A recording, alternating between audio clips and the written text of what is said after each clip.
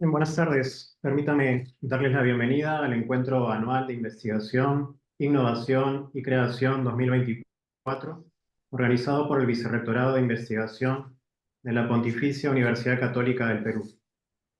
Este año el Departamento de Teología ha propuesto 4 eventos de notable relevancia y vigencia. El viernes pasado se presentó una mesa redonda en torno a la instrumentalización política de la Biblia. Este viernes se tocará el tema de la religión en contextos secularizados y la próxima semana se dialogará en torno al desafío que representa el cuidado de la casa común de cara a la emergencia medioambiental y socioambiental que vivimos. Hoy tengo el honor y además el gusto personal, porque se trata de un amigo entrañable, de presentar al doctor Bernardo Molina, religioso de la Orden de Hermanos Menores Capuchinos, profesor de la Universidad Antonianum en Roma y uno de los mayores expertos a nivel mundial, por lo que a fuentes franciscanas se refiere.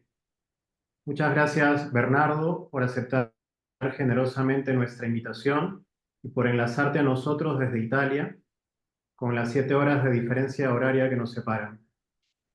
El esquema que vamos a seguir es muy sencillo. En primer lugar, voy a dar un marco general sobre el tema que se abordará, esperando brindar algunos puntos de referencia.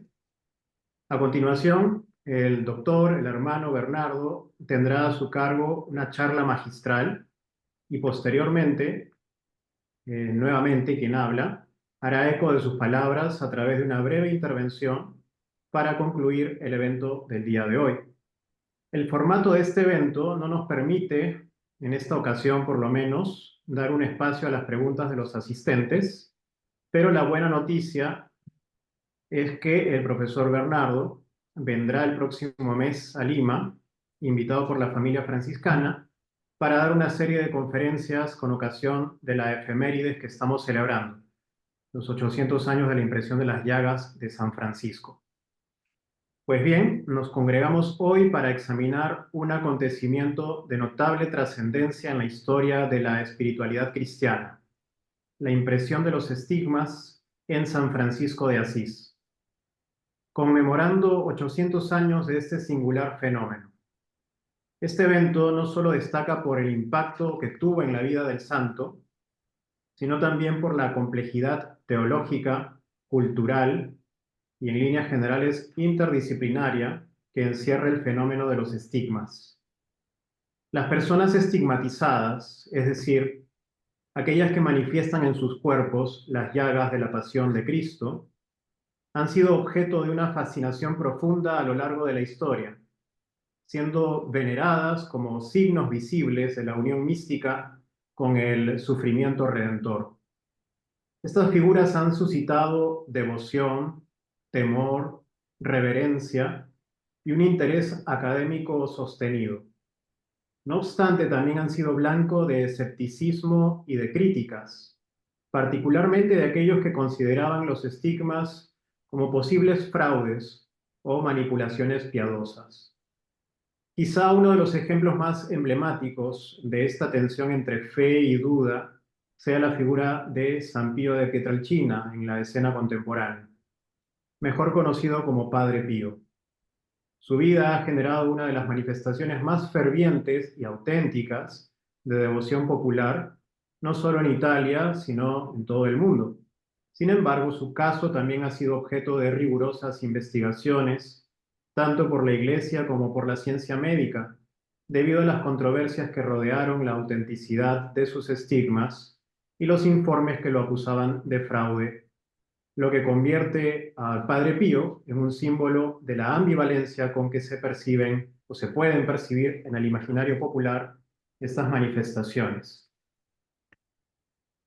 En líneas generales, desde la tradición y el magisterio de la Iglesia Católica, el fenómeno de los estigmas refleja una correspondencia con la pasión de Jesús a través de señales distintivas, heridas en manos o muñecas, similares a las causadas por clavos, heridas en los pies, marcas en la cabeza, evocando la corona de espinas, laceraciones en la espalda, recordando la flagelación, y la herida del costado, reminiscencia de la ocasionada por la lanza que atravesó el cuerpo de Cristo crucificado.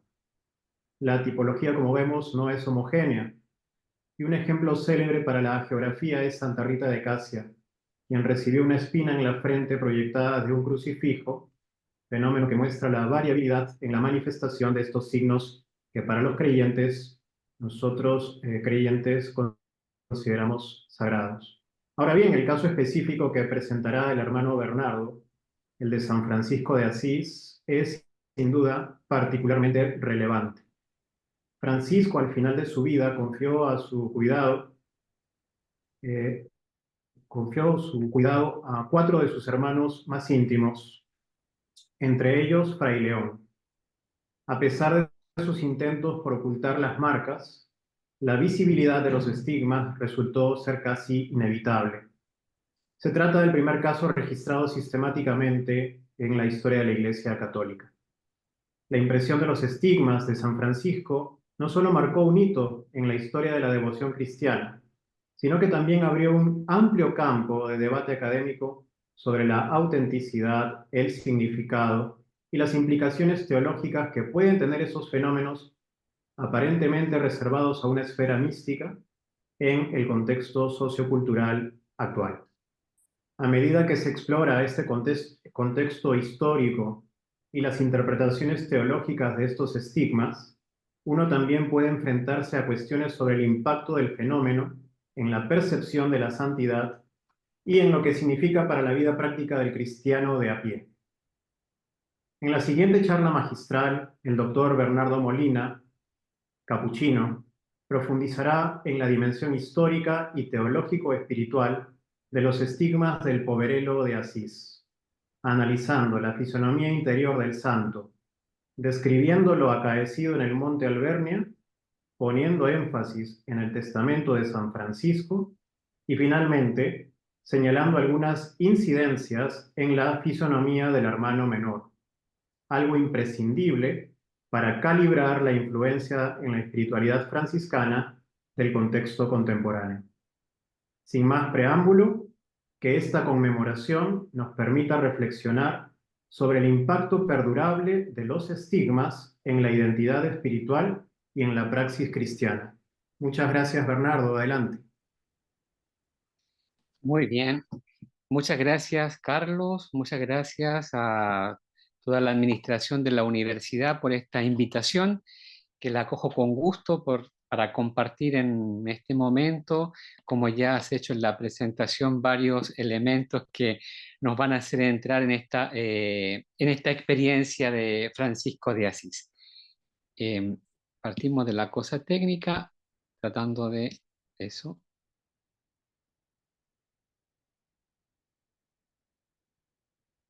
Ok. ¿Se ve bien en la pantalla el PowerPoint? Perfecto, Bernardo, sí. Ok, perfecto, bien. Entonces el título que yo propongo esta tarde para la reflexión es Francisco al Alberna, del tú de Dios al tú del hermano, un camino hacia la alteridad. Quisiera que esta presentación se desenvolviera en 4 puntos importantes que nos van a ayudar a contextualizarnos, a entrar en la dinámica de la experiencia.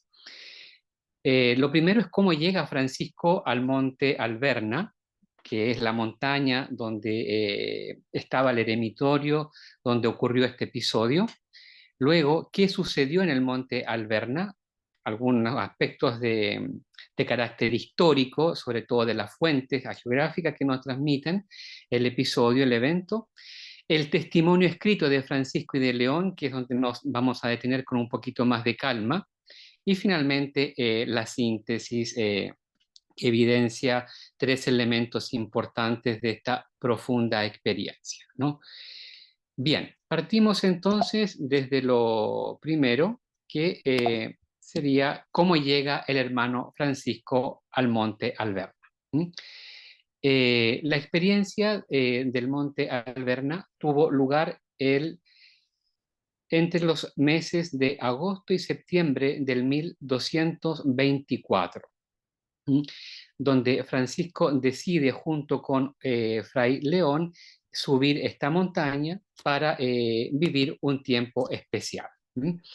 Entonces es importante preguntarnos cómo llega Francisco de Asís en este momento, 2 años antes de su muerte, a este lugar que más allá de ser un lugar geográficamente precioso, tiene también un significado cristológico, teológico muy importante, ¿no? ¿Cómo se encuentra interiormente? Gracias a la documentación que tenemos que nos ha llegado hasta nosotros hoy día, nosotros podemos reconstruir algunos aspectos de esta fisonomía interior de Francisco, caracterizado por 3 elementos importantes. Quisiera simplemente, en manera muy amplia, encuadrar el contexto vital, existencial de Francisco de Asís, ¿no? Para que la experiencia se pueda entender con mayor amplitud y profundidad. Bueno, estos elementos son los siguientes, ¿no? Francisco está en la búsqueda del silencio, de la soledad. Un segundo momento, vive una crisis interior profunda. Y en tercer momento, está prácticamente determinado por la enfermedad, ¿no? Física sobre todo. Bien, lo primero, la búsqueda personal de la soledad y el silencio. La regla de los frailes menores fue aprobada el 29 de noviembre del 1223. ¿Ok? Estamos en un año antes. Este mismo año, Francisco, luego de la aprobación de la regla, se va a un eremitorio, a un lugar de soledad, a un lugar donde se practica el silencio y se hace la oración, ¿verdad? Contemplativa, en una ciudad, en un sector llamado Grecio, ¿no? Cerca de Roma, a 1 hora y cuarto, 1 hora y media más o menos de Roma. ¿Mm? Después de pasar un tiempo en este lugar donde celebra incluso la Navidad, donde hay muchos elementos que luego se han hecho famosos, conocidos en la tradición cristiana, decide ir al monte Albernia. Eh, el lugar central de la orden en este momento estaba en la ciudad de Asís, en la periferia de la ciudad de Asís, en lo que hoy día nosotros conocemos Santa María de los Ángeles, o llamada también la Porciúncula. Curiosamente, Francisco en este periodo no va a vivir con los hermanos a la Porciúncula, que es el lugar central, el lugar de fundación de la orden, sino que luego de la aprobación de la regla, como decía, comienza a buscar los lugares de soledad, los lugares de silencio, que le permiten entrar en una comunión profunda consigo mismo y sobre todo con Dios. ¿Mm? Es interesante porque luego de la aprobación de la regla, un documento tan importante para la orden y también para el proceso carismático que Francisco vive al interior de la orden, él decide precisamente renunciar al discurso directo, decide renunciar a la palabra y comienza a buscar la soledad, pero sigue comunicándose con los hermanos a través de experiencias concretas que van a surgir de la hondura del encuentro con Dios, de la soledad, del silencio, y que van a ser mucho más decisivas, ciertamente, en lo que él va a poder comunicar. Por ejemplo, la recreación de la Navidad en Grecio, donde se presenta la encarnación como una clave vital para la comprensión carismática del carisma e incluso para la misma vida de Francisco, y el Monte Albernia, donde va a realizar este encuentro profundo con la cruz de Cristo, con la caridad de la pasión de Cristo, ¿verdad? Que también va a ser otra clave hermenéutica fundamental a nivel carismático, ¿no? Es como si Francisco, después de la aprobación de la regla, renunciara al discurso directo para poner en práctica una cierta hermenéutica plástica, una interpretación simbólica de algunos elementos fundamentales a nivel carismáticos que tienen que ser vividos, subrayados y transmitidos por los frailes de la orden, ¿no? Esta búsqueda personal de la soledad y el silencio está caracterizada por una decisión personal de Francisco de iniciar una cuaresma. ¿Mm? Francisco no va al Monte Albernia solo para tener un momento de descanso, para tener solo un encuentro consigo mismo, etcétera, ¿no? Sino que él va decidido al Monte Alberna para realizar una cuaresma, 40 días que están caracterizados por la oración profunda, está caracterizada por el silencio, es decir, por tomar distancia de la realidad, encontrar la soledad, ¿verdad? Y sobre todo silenciar el pensamiento. y por la práctica de la penitencia. Estos son los tres elementos que Francisco quiere vivir, realizar en el Monte Alvernia, que le van a ayudar a entrar en una comunión profunda y, como veremos, directa con Dios y consigo mismo. Es como si Francisco en este momento también él estuviera buscando un motivo profundo o redescubriendo un motivo profundo, una justificación honda para su existencia y para la misión que había desenvuelto en la Iglesia y sobre todo en la orden como fundador de la nueva forma de vida. Un segundo elemento importante es la crisis. Las fuentes hagiográficas, que son los testimonios directos que tenemos para reconstruir la vida de Francisco, además sus escritos, porque Francisco tiene una cantidad de escritos personales que son más o menos 31, son las fuentes que nos permiten identificar algunos elementos. Lamentablemente las fuentes no son muy claras y no desarrollan mucho los particulares de esta crisis, ¿no? Pero se puede llegar a determinar que son dos los motivos fundamentales. Francisco, de una parte, pasaba por un periodo de soledad, de sequedad espiritual, el desierto de Dios, y por otra parte vivía un momento de bastante tensión en las relaciones con los frailes de la orden, ¿no? Hay dos textos fundamentales en el campo de los escritos que nos ayudan a determinar como los rasgos de esta crisis de Francisco. El así llamado Saludo a las Virtudes, ¿no? Que es un escrito propio de Francisco, donde se presenta una compleja crisis espiritual, que las fuentes llaman la Gran Tribulación, que sería prácticamente esta crisis del desierto de Dios, donde Francisco experimentó sentimientos de soledad y de abandono por parte de Dios, que ciertamente es la experiencia que la mayor parte de los místicos y santos cristianos han vivido en un momento determinado de sus vidas o incluso en diferentes momentos determinados de su vida, ¿no?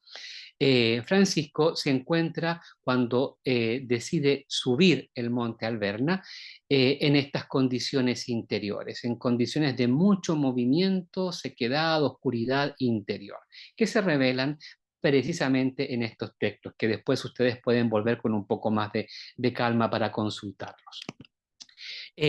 Otro elemento fundamental es la dimensión relacional, ¿no?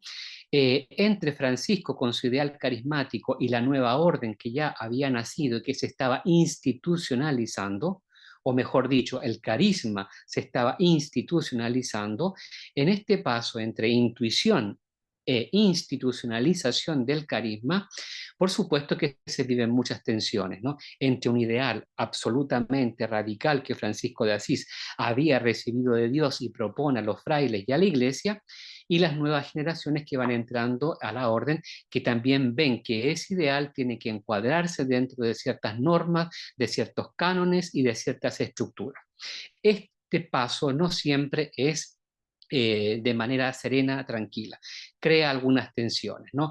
Entonces, de una parte, Francisco que tiene que entrar en diálogo con los hermanos, que tiene que renunciar a algunas propuestas muy radicales, pero sin embargo tiene que mantener los puntos centrales de este ideal, ¿no? Que después van a quedar todos codificados en la regla. Todo este pasaje, todo este paso, perdón, como ustedes comprenderán, crea muchas dificultades y muchas tensiones, ¿no?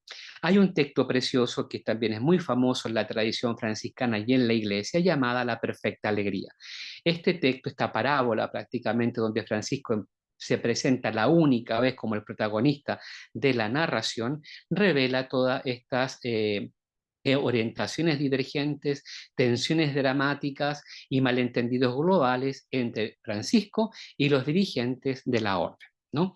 Elementos que hacían sufrir mucho, ciertamente, a Francisco en su dimensión relacional y también carismática, ¿no? Bueno, y tenemos por último otro elemento fundamental para entender este momento, la enfermedad física de Francisco. No nos olvidemos que Francisco en 1219 había ido a Oriente, encontró al sultán, vio también el desarrollo de la Guerra Santa allí, de la Cruzada, ¿verdad?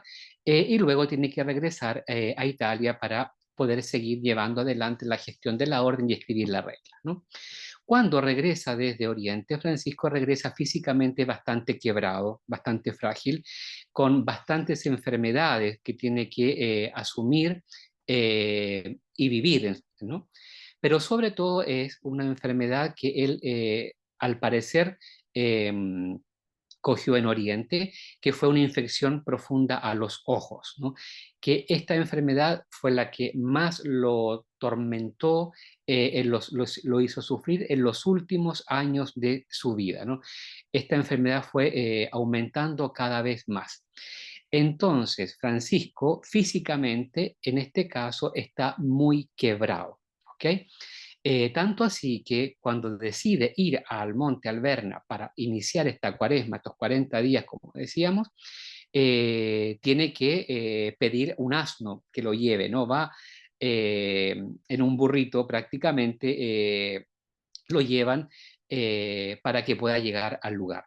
Cosa que la regla en su tiempo prohibía que los frailes cabalgaran, solo cuando tuvieran alguna necesidad, ¿no?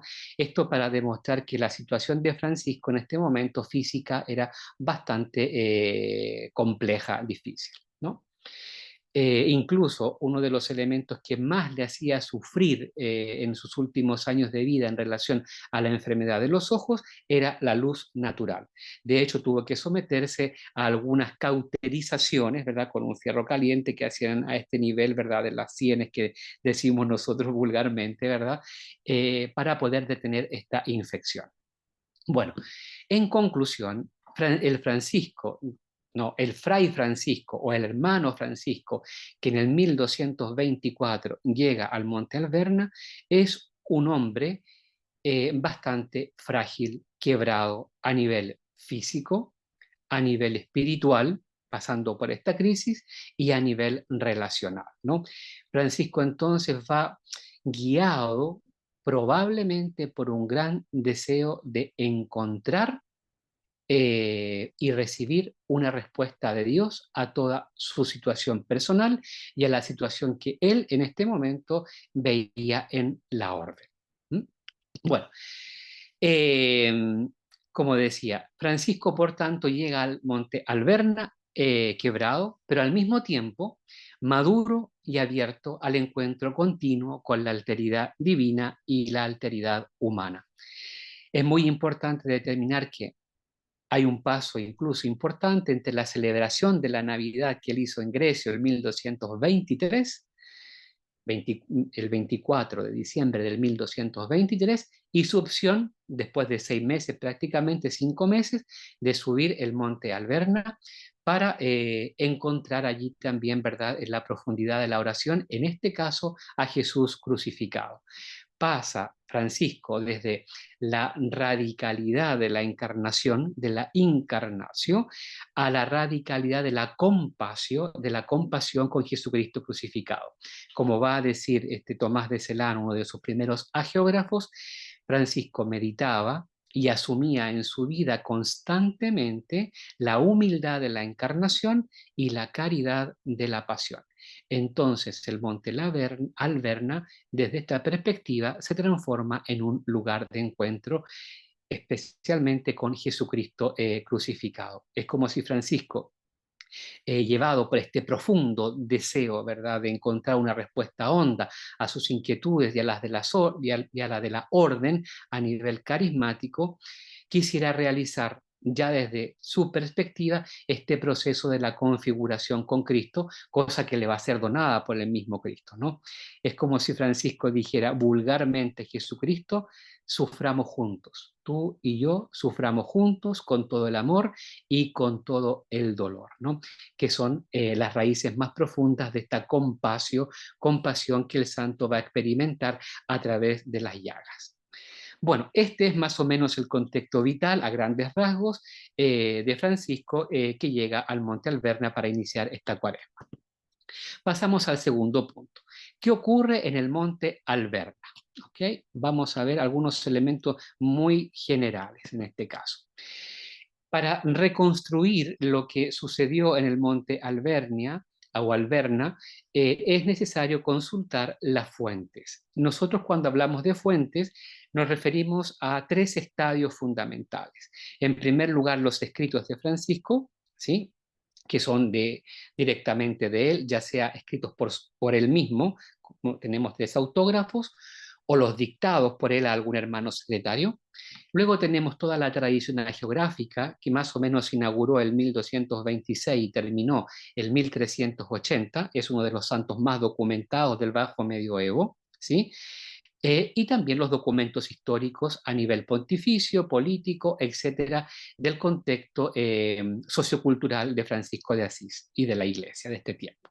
Estas son las fuentes. Bueno, es importante consultar las fuentes para tratar de reconstruir lo que sucedió en esta montaña santa, ¿verdad? En este momento. Porque Francisco, si compartió los detalles de su experiencia, que es probable que lo haya hecho, sobre todo con su amigo y confesor Fray León, le prohibió, como junto a todos los hermanos que conocieron algunos particulares de este evento, comunicar y detallar las características de lo sucedido, ¿no? Es decir, Francisco mismo, en persona, en directo, nunca contó o quiso que quedaran codificados estos elementos fundamentales. Por lo tanto, nosotros hoy día tenemos un cierto obstáculo para llegar a precisar todos estos detalles, ¿no? Y esto al mismo tiempo es una dificultad porque la tradición hagiográfica, la tradición narrativa que tenemos en muchos aspectos es divergente, ¿no? Superando estos elementos de crítica narrativa, más o menos podemos llegar a establecer algunos parámetros, algunos criterios de lo que sucedió en este lugar, ¿no? Tomando como referencia las fuentes primarias, ¿no? Eh, Tenemos una división, una periodización de estas fuentes, que lo digo en manera general, que se puede establecer entre tres periodos importantes. El primero, que va del 1224 al 1228, ¿sí?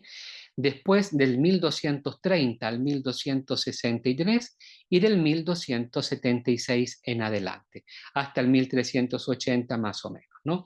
Obviamente, del episodio original, primordial, hay todo un desarrollo con muchos elementos que también entran, sobre todo en el campo hagiográfico, con los criterios, obviamente, del género y del estilo hagiográfico que van desarrollando ciertos elementos según los destinatarios, ¿no?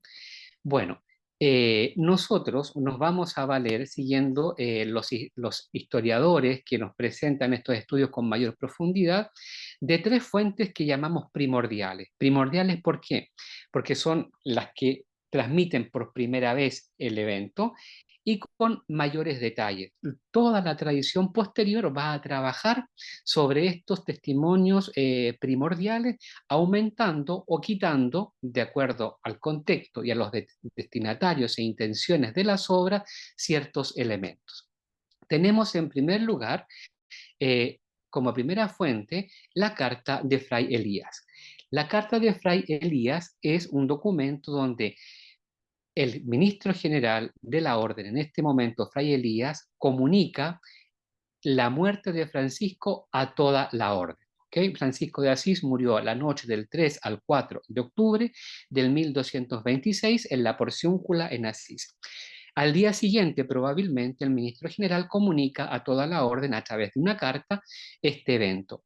En esta carta, en la segunda parte, es donde por primera vez se habla del milagro de los estigmas. De hecho, Fray Elías dice: queremos comunicar, a pesar de toda la tristeza, una de las alegrías más grandes que nos consuela, dice, que primera vez en la historia del cristianismo, un hombre lleva las llagas de Jesucristo.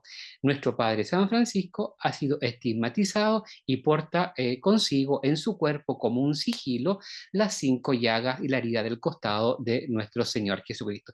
Es un evento sorprendente, admirable. Fray Elías se detiene sobre todo en la dimensión milagrosa, sorprendente, nueva de este evento que comunica toda la orden, ¿no? Corroborado al mismo tiempo por el pontífice de esta época, ¿no? Bueno, Gregorio IX. Un segundo elemento importante que tiene una principal relevancia para nosotros es el testimonio de Fray León, eh, que luego lo vamos a ver con un poquito más de detalle más adelante. ¿Okay?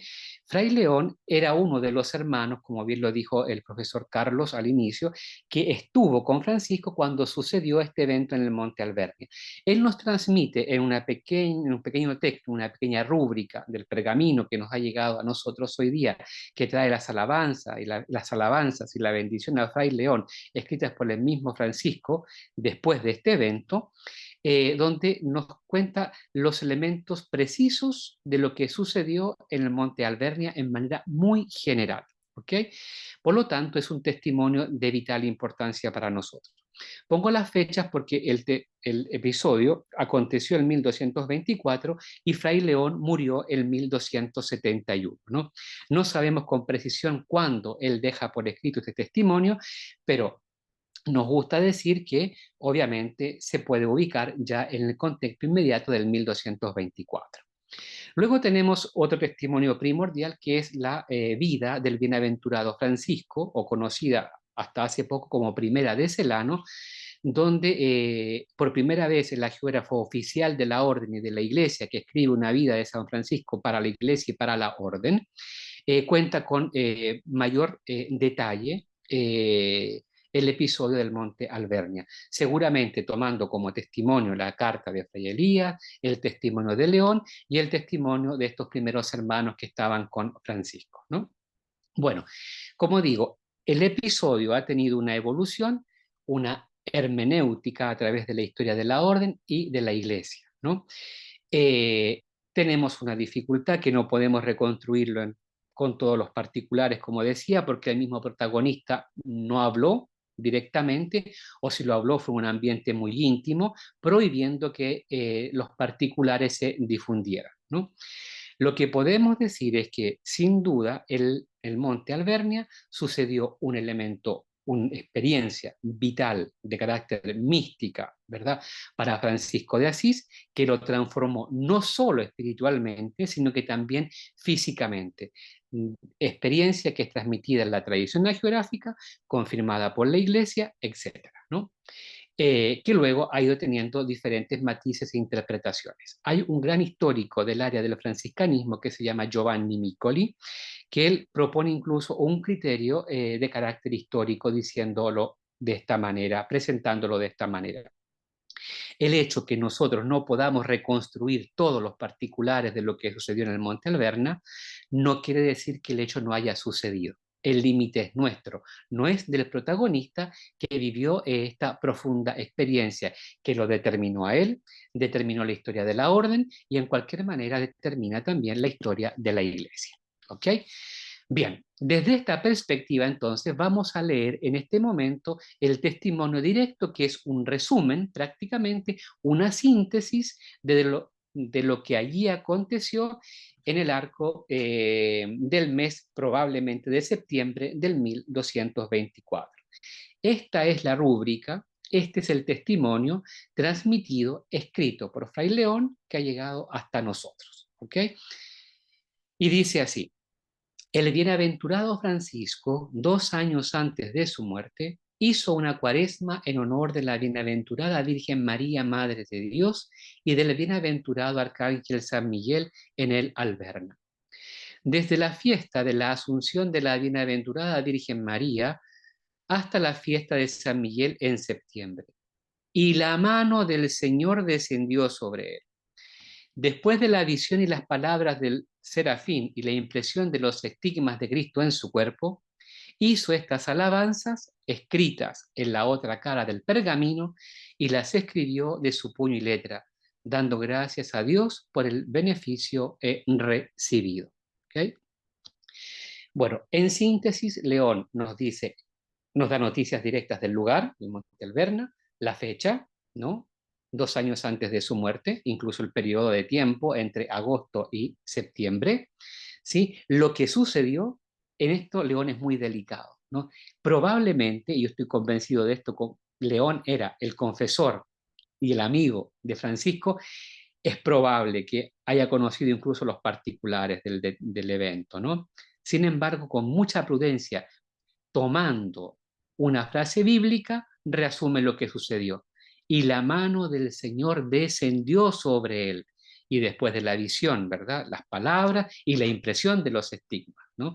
Nos da como todos estos pasos a nivel muy general, pero al mismo tiempo precisos de la dinámica que sucedió en esta experiencia, ¿no? Y luego el testimonio precioso de que los textos que nos han llegado a nosotros, que ahora los vamos a ver o presentar rápidamente, surgen de esta experiencia y escritos por el mismo Francisco de Asís. ¿Okay? Bueno, vamos a ver entonces ahora. Tenemos como testimonio directo, pasamos al tercer punto, la así llamada cártula de Asís, que es uno de los testimonios más preciosos que nos permiten en cierta medida entrar ahora ya un poquito más en la dinámica espiritual, mística, se podría decir, de este grande y significativo episodio. ¿Qué es la cártula de Asís? La cártula de Asís es un pergamino que, como lo presento aquí, ¿verdad? Desde una parte, esto ustedes saben que un pergamino en esta época, ¿verdad? Era una piel, sea de un animal, de oveja, de un vacuno, de una cabra, etcétera, ¿no? Donde se trabajaba y luego se escribía, ¿no? Por el lado carne de este pergamino, que sería este, ¿verdad? Encontramos nosotros un texto compuesto por Francisco y escrito por él, llamado Las alabanzas a Dios Altísimo, que serían estas alabanzas, sería este el texto, ¿ok? Y luego, por la parte del lado pelo, por la otra parte de la cártula, ¿verdad? O de este pergamino, ¿sí? Encontramos la bendición que el mismo Francisco dirige a Fray León y más las rúbricas, ¿no? Los comentarios que luego escribió, agregó el mismo Fray León, ¿no? Que son esta letra roja, ¿sí? Que vemos aquí.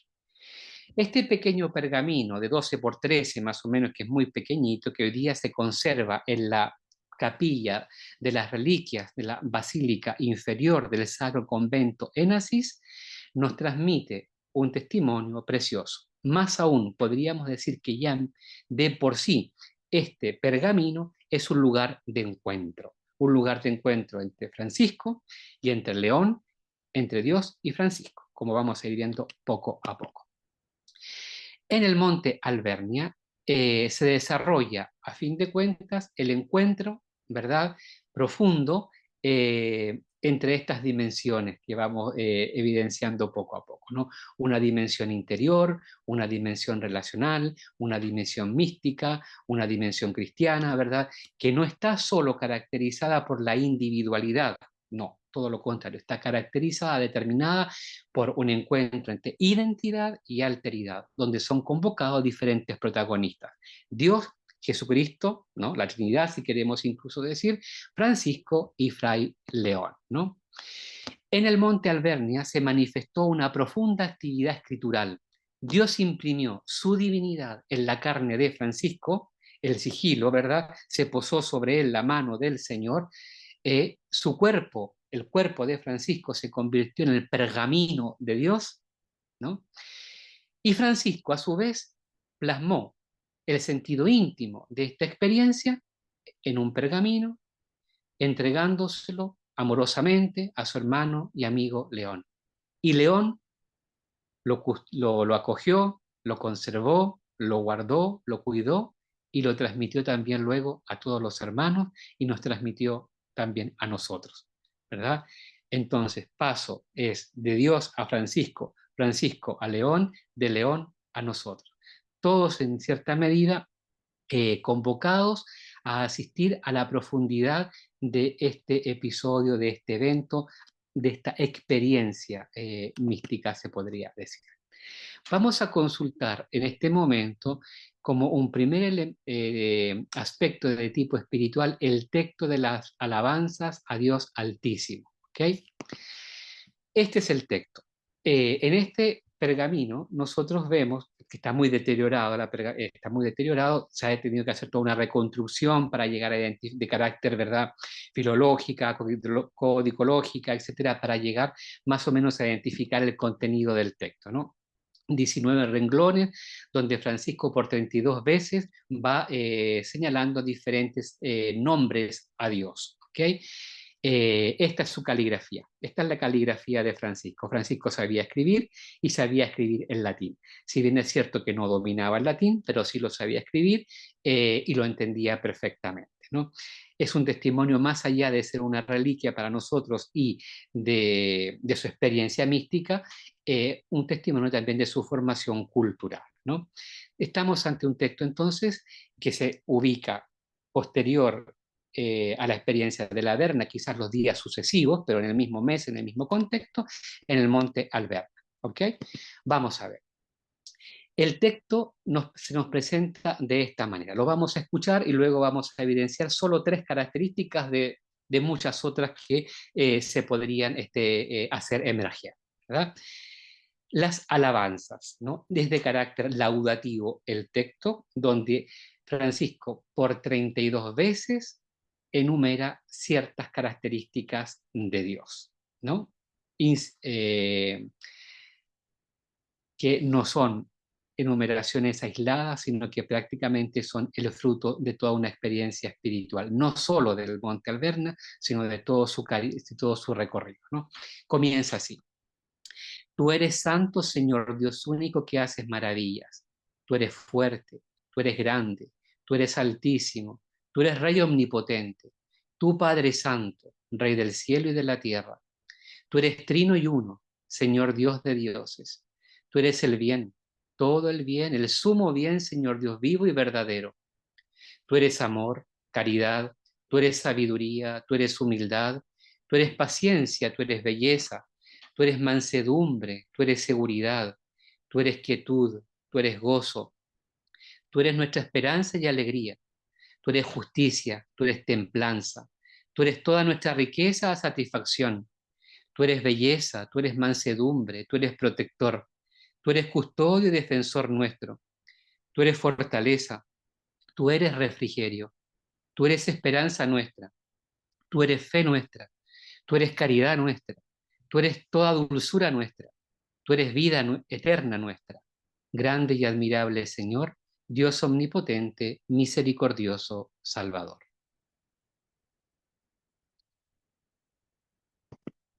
El primer elemento. Francisco contempla y celebra el misterio pascual. Si nosotros nos fijamos y miramos con atención el texto, es el fruto, ¿verdad?, de esta profunda experiencia donde Francisco ha recibido los estigmas, las llagas de Jesús crucificado. Seguramente escribió este texto con el dolor que las llagas ya le producían en sus manos, ¿no?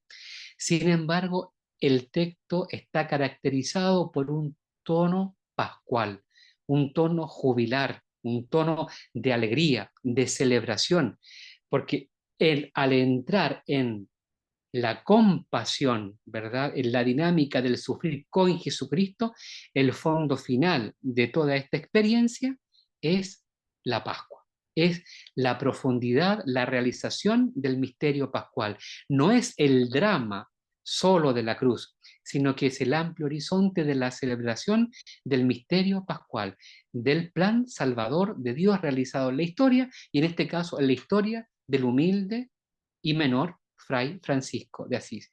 Es como si Francisco 32 veces no se cansara de decir: tú estás vivo, tú eres presente, tú eres tangible, tú eres verdadero, tú eres bueno, tú estás, ¿no? Tú estás. El presente indicativo, ¿verdad? Presente histórico, generalmente en este caso subraya el elemento siempre activo, siempre dinámico de Dios. Por eso es como que si el primer tú eres llamar al segundo, creando una cadena, ¿verdad?, de nombres que van en un grado ascendente para revelar, ¿verdad?, contemplar la obra salvadora de Dios. Realizada y experimentada, en este caso en la misma carne rota, transfigurada, configurada de Francisco, ¿no? Bueno, contemplar y alabar el misterio de Dios. El texto expresa una evidente acción contemplativa sostenida siempre por ese tú eres, ¿no? De un salir de sí mismo. No hay petición en este texto, ni impetración, no hay petición de perdón, ni siquiera hay memoria de los beneficios recibidos, no, por los cuales dar gracias, solo hay alabanza, todo centrado en el tú continuamente repetido de Dios, tú eres, tú eres, tú eres. Esto da la impresión de un texto sobrio, por un lado, poco adjetivado y más bien centrado en la sustancia, expresada en los sustantivos, tú eres, ¿no? Francisco sale de sí mismo para encontrarse en Dios, porque Francisco no está preocupado de definir quién es Dios. Para Francisco, Dios no es un problema que definir o resolver, sino que es un misterio que hay que contemplar amorosamente, afectivamente, entrando en su dinámica. Como él mismo lo había dicho ya anteriormente, entrar y seguir las huellas de nuestro amado y santísimo Señor Jesucristo, y, y agradarle en todo. Un tercer elemento es la experiencia de la alteridad divina que se realiza en este texto, ¿no? La contemplación de Dios hace prácticamente desaparecer el yo, ¿no? O más bien, el paso es este, ¿no? La identidad se reafirma, no se confirma en la alteridad, es decir, la salida de sí mismo, ¿verdad? Para encontrarse en Dios, porque si tú eres Dios, yo soy, ¿no? Esta es la dinámica, la relación intrínseca que se da entre estos dos elementos fundamentales que son al mismo tiempo la configuración de una misma, de un mismo de un mismo rostro, ¿no? Esto es. Solo que solo queda el tú, somos el tú de Dios. Francisco llega a la más alta conciencia de su camino de seguimiento, ¿verdad? Nuestra identidad personal implica alteridad. Yo soy porque tú eres. Bueno, me gusta repetir una idea fundamental, que las alabanzas a Dios Altísimo son la fisonomía del fraile menor, ¿no? Francisco de la Verna baja configurado, ¿no? Configurar, ser con la figura, ¿no? En su cuerpo, en su espíritu, se imprime, se plasma, como dicen los grandes teólogos, sobre todo Buenaventura, ¿no? Se plasma la efigie, la imagen de Jesucristo, ¿no? Esto obviamente es la síntesis de la fisonomía del fraile, ¿no? Menor, del cristiano se podría decir. Esta es la configuración, estas palabras que Francisco luego escribe son el fruto, ¿verdad?, de esta profunda comprensión de lo que realiza esta imagen de Dios, ¿no? Es decir, el paso, ¿no?, de, del estar centrado en sí mismo al entrar en la dinámica de Jesucristo, ¿no? Por eso la fisonomía del fraile menor o la fisonomía del cristiano está caracterizada por estas palabras: amor, caridad, sabiduría, humildad, paciencia, belleza, seguridad, quietud, gozo, alegría, etc. Todos estos sustantivos que están eh, reunidos, convocados para contemplar, admirar el misterio de Dios. Bueno, el lado pelo de la cártula, ¿no?, de Asís, la otra parte de la cártula, ¿no?, la bendición a Fray León. Decimos elementos muy generales de la fisonomía, o más bien de la fenomenología de este pergamino, ¿no? Diciendo en primer lugar, el pergamino es una bendición que Francisco trae, ¿verdad?, del libro de los Números 26, que todavía lo usamos incluso en la liturgia hoy día, ¿verdad? Y ocupa solo 6 renglones, que sería esta su caligrafía, ¿no? Lo que escribió Francisco para Fray León, ¿verdad? La tinta negra.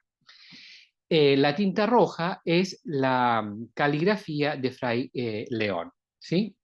Bueno, Fray León en este caso se dedica también, aparte de lo que ya dijimos, que es lo que leímos aquí, el testimonio de lo que sucedió en la Verna, de corroborar que este texto y esta bendición Francisco la escribió de su mano para mí, Fray León, ¿no? Lo mismo hizo, aquí abajo dice, siempre estos textos están en latino, obviamente, dice aquí abajo, lo mismo hizo con este diseño, que aquí diseñó una cabeza, Francisco, ya lo vamos a ver un poquito más adelante, ¿no? En conclusión, En esta parte, lo que escribió Francisco fue lo que está en negro, ¿verdad? Que es la bendición que trae del libro de los números, ¿sí? Luego agregó el nombre de Fray León, ¿sí? Dominus benedicate frate Leo, ¿sí? Aquí. Y luego agregó esta cabecita desde la cual sale un signo tau, ¿ok? Bien. Como decía, León subraya el elemento personal, el elemento que Francisco escribe este documento para él y se lo entrega a él. De hecho, Fray León fue el que conservó este precioso texto, ¿no? Bueno, aquí tenemos un fenómeno, aparte de la que decíamos ya de la caligrafía de Francisco. Francisco personaliza el texto, ¿no? Entregándoselo directamente a Fray León. Esta bendición en la Edad Media era bastante utilizada, especialmente en el periodo de Cuaresma y el Jueves Santo. ¿Okay? Entonces seguramente Francisco conocía ya la bendición a través de la liturgia. Pero no es que solamente la corte y la pega y se la entrega a León. Francisco, con la palabra de Dios y con muchos textos litúrgicos, vive lo que nosotros llamamos prácticamente un proceso de personalización. Es decir, asume el texto, lo elabora, ¿verdad? Y lo integra en su vida como una dinámica concreta de vida. ¿Ok? Este elemento es fundamental entenderlo desde esta perspectiva. ¿Ok? Por lo tanto, no es solamente un gesto fraterno, tiene muchos otros elementos como lo veremos ahora. Esta cabecita ha dado mucho que pensar, este diseño que hizo Francisco, este dibujito, de cuál sería el significado. Les digo que son más o menos tres las hipótesis más serias.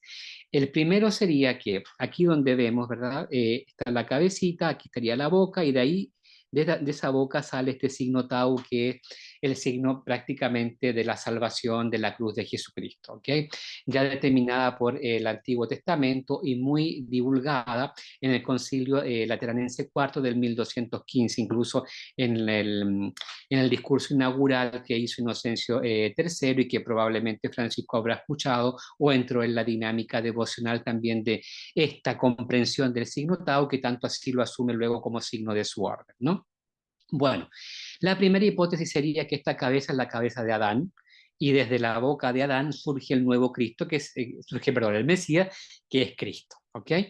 Era una de las comprensiones más conocidas a nivel popular en la cristiandad del Bajo Medioevo, ¿no? Una segunda hipótesis sería que prácticamente este sería un deseo, un augurio de Francisco a León y por lo tanto la cabeza sería de León, ¿sí? Y de la boca de León surge el signo tau porque León en este momento se encontraba en una situación particular también de crisis. Sería como un deseo que Francisco diría a León, León, yo deseo que desde tu interior surja Jesucristo, que es lo más importante y lo que puede ayudar como a solucionar toda tu vida, ¿no? Y finalmente que algunos dicen que podría ser la cabeza del sultán, que Francisco fue a visitarlo y que como no se convirtió, que aún él lo esperaba la conversión de este sultán de Egipto. Es menos probable esta última hipótesis, pero la digo de todas maneras para tenerla presente. El texto, la caligrafía esta de Francisco, se presenta en este aspecto entonces para nosotros hoy. El Señor te bendiga y te guarde, te muestre su faz y tenga misericordia de ti, vuelva su rostro a ti y te dé la paz. El Señor te bendiga, hermano León. Tres características. Un texto escrito para Fray León. El destinatario, como decíamos, es Fray León, que en este momento se encontraba también viviendo una crisis. No sabemos de qué tipo era su crisis, pero se encontraba en un momento de fragilidad, ¿no? Francisco, por tanto, después de haber experimentado la maravilla de contemplar a Dios vivo, se dirige ahora a su querido amigo León. Acude a él para donarle la bendición, el bien decir de Dios, ¿no? Y darle consuelo a la vida atormentada de su hermano y amigo, ¿no? Me parece muy importante, muy delicado, muy profundo este gesto, ¿no? Que Francisco, al intuir la situación en la cual León se encontraba, le regala este texto con el contenido más aún que el mismo texto transmite, ¿no? Un segundo elemento, la personalización de la bendición. La bendición se caracteriza por el fenómeno de la inclusión, es decir, al inicio y al final encontramos la palabra bendecir. Esta es la acción que Francisco pide a Dios que se realice en la vida de León. Y todos los demás elementos que están al interior de esta acción van a justificar, detallar, concretizar, declinar la comprensión de lo que significa bendecir al otro, ¿no? Bendecir y guardar, mostrar el rostro, dar misericordia, volver la mirada y conceder paz, etcétera, ¿no? Francisco lleva a cabo un proceso de identificación con el texto bíblico, ¿no? De Números 6, 24, 26, personalizando el modo de actuar de Dios. Francisco adopta el modus operandi de Dios, es decir, cómo Dios actúa, aspirando a encarnar en la vida del león las acciones que Dios ha realizado en la misma vida de Francisco, ¿no? Bendecir, guardar, dar paz, dar misericordia, volver la mirada, etcétera, ¿no? Es decir, cuando Francisco entrega esta bendición al león, es el compromiso que él mismo adquiere de transformarse en un lugar de encuentro para León, ¿no? Para conducirlo a Dios, como va a decir en otro texto, ¿no? Utilizando ese precioso verbo latino tras, llevarlo, hacerme cargo, llevarlo hacia, ¿no?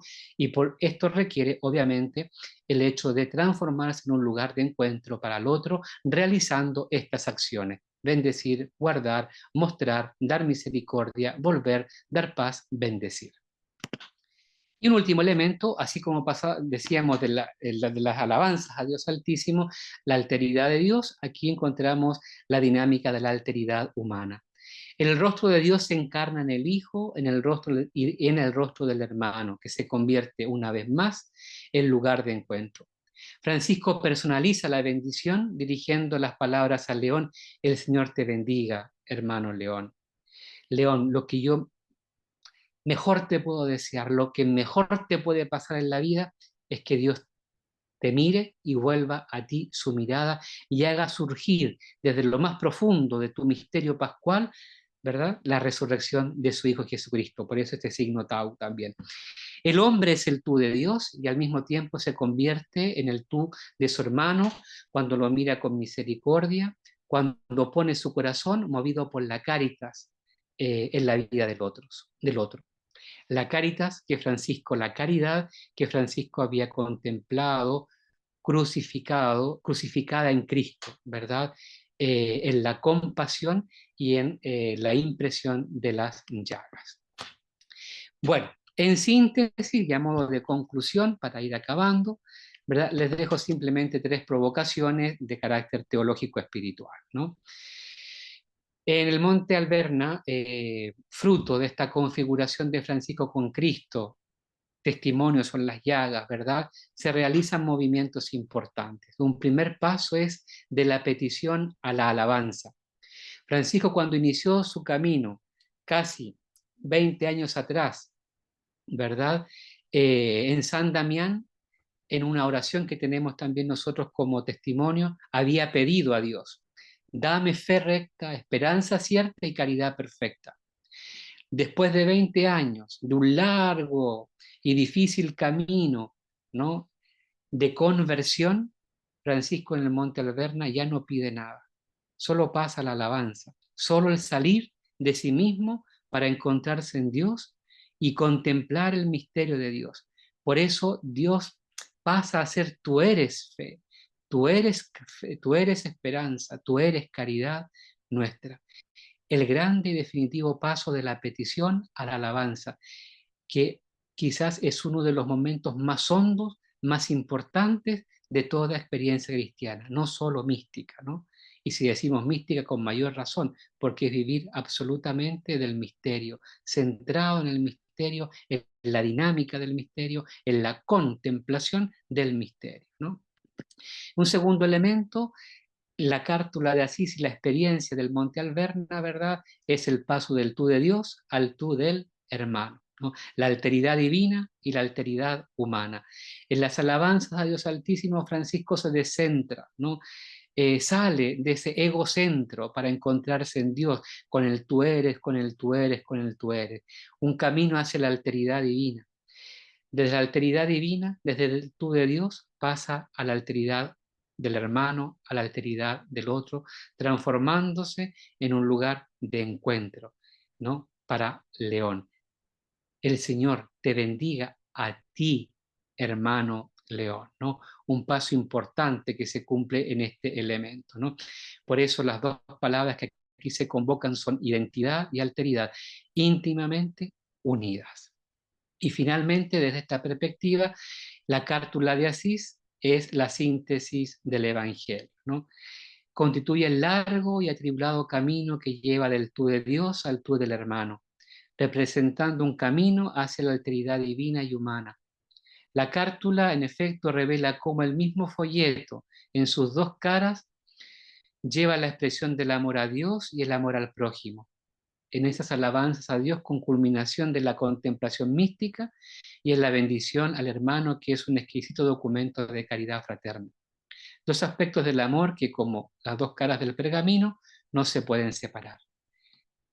La experiencia del Monte Alverna, plasmada en la cártula de Asís, es la síntesis del Evangelio: amar a Dios y al prójimo. Porque en el Monte Alvernia se produce un encuentro de fragilidades, ¿no? Todo abrazado, ¿verdad?, por la compasión de la caridad de la pasión de Jesucristo, ¿no? Se encuentra la fragilidad de Francisco, la fragilidad del Hijo Jesucristo crucificado y la fragilidad de León.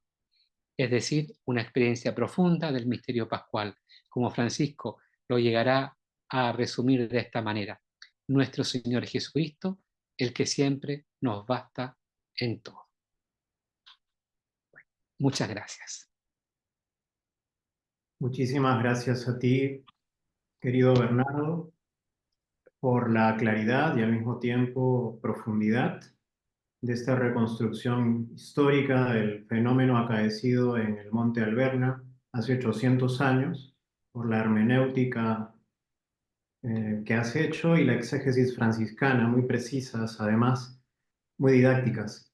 Eh, Bernardo, nos hemos presentado simplemente como el hermano Bernardo, prácticamente a pedido suyo, pero hemos de decir también que pertenece a la delegación de San Francisco de Asís, de Chile, perteneciente a la provincia de la Inmaculada Concepción de San Pablo, en Brasil.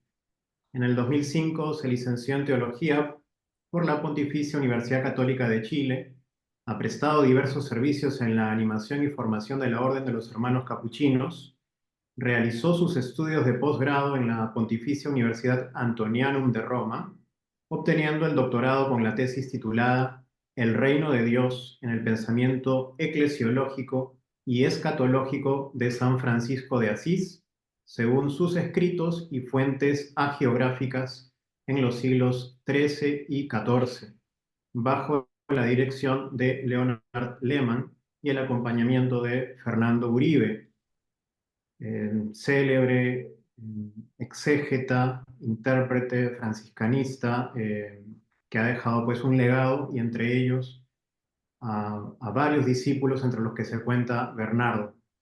Y la tesis doctoral fue publicada por el Instituto Teológico de Murcia y la Escuela Superior de Estudios Franciscanos de Madrid.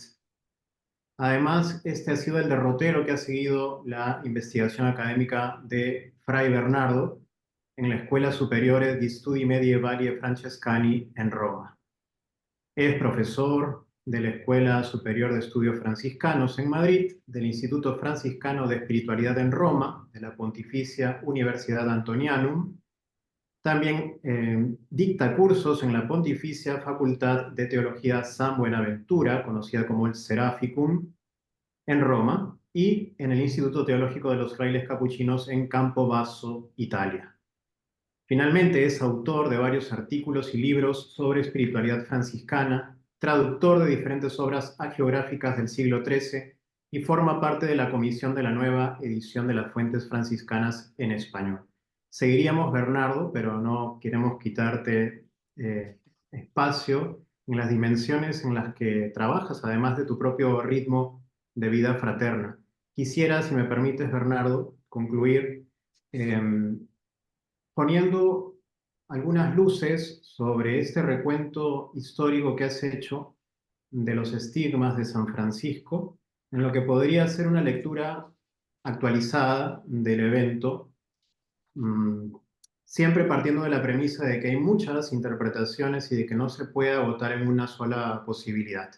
En términos teológicos, las llagas de San Francisco pueden ser vistas como un signo de gracia divina y un testimonio de su vida de pobreza, humildad y cercanía a los más desvalidos.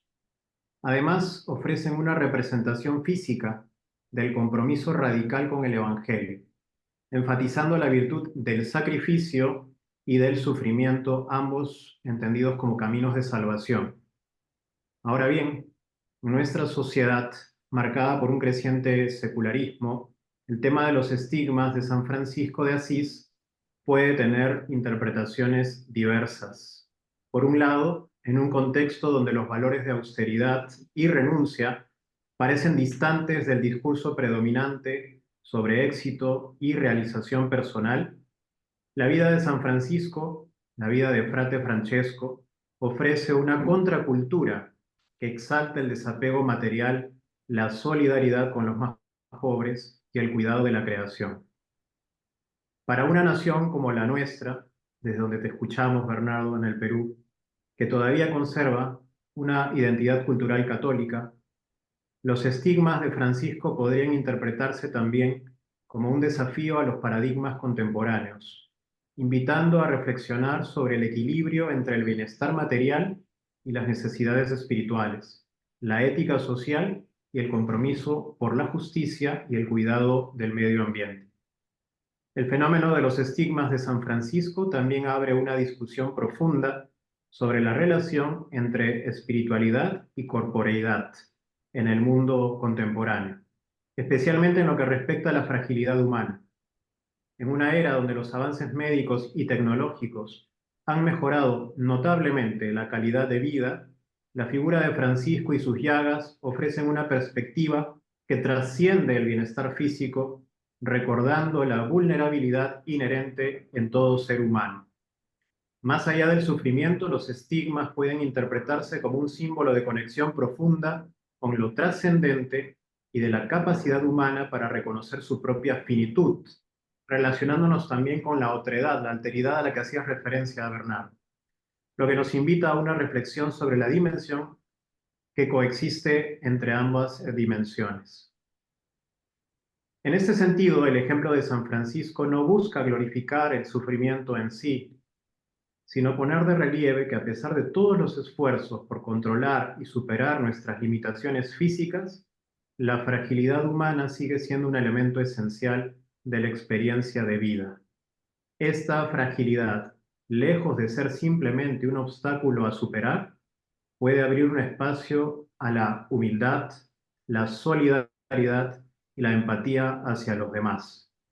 La historia de los estigmas, entonces, desde sus bases históricas, nos recuerda la importancia de mantener viva la conciencia de nuestra vulnerabilidad, no como una debilidad, sino como una oportunidad para encontrar sentido y trascendencia en la interdependencia y en la búsqueda de lo espiritual en un mundo cada vez más orientado hacia lo material. Las llagas impresas a San Francisco de Asís marcaron un hito significativo en la historia del cristianismo. Que el ejemplo del poverelo nos sigue interpelando para trabajar por una sociedad más solidaria e inclusiva, especialmente abrazando a los nuevos estigmatizados.